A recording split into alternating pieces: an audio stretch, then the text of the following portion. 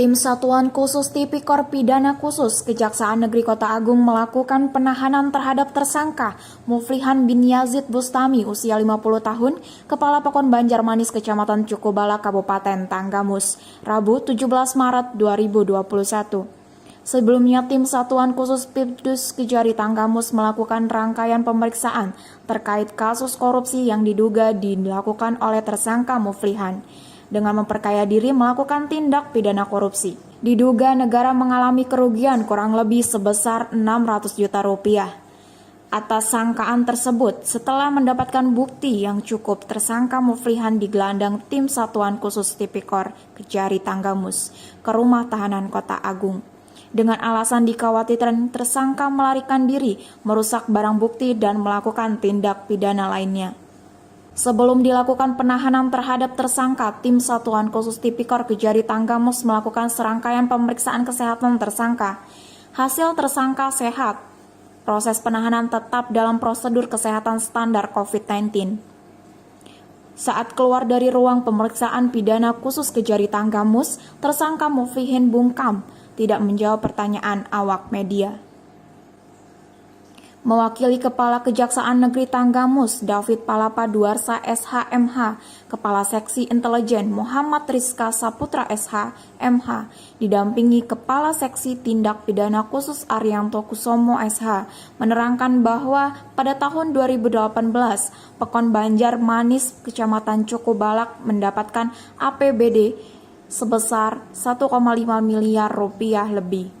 Dana tersebut pada tahun 2018 dan 2019 dipergunakan untuk kegiatan pembangunan operasional pemerintah Pekon, desa, dan pemberdayaan masyarakat. Bahwa pencairan anggaran pendapatan Pekon tahun 2018 dan tahun 2019 telah terrealisasi sepenuhnya dan telah dibuatkan SPJ-nya.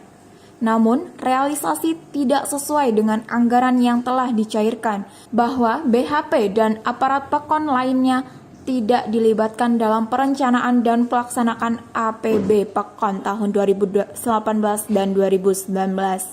Sehingga dengan tidak diawasinya pelaksanaan APB Pekon Banjarmanis muncul penyimpangan dan pelanggaran hukum yang diduga mengarah kepada tindak pidana korupsi dengan munculnya kerugian keuangan negara. Jadi pada hari ini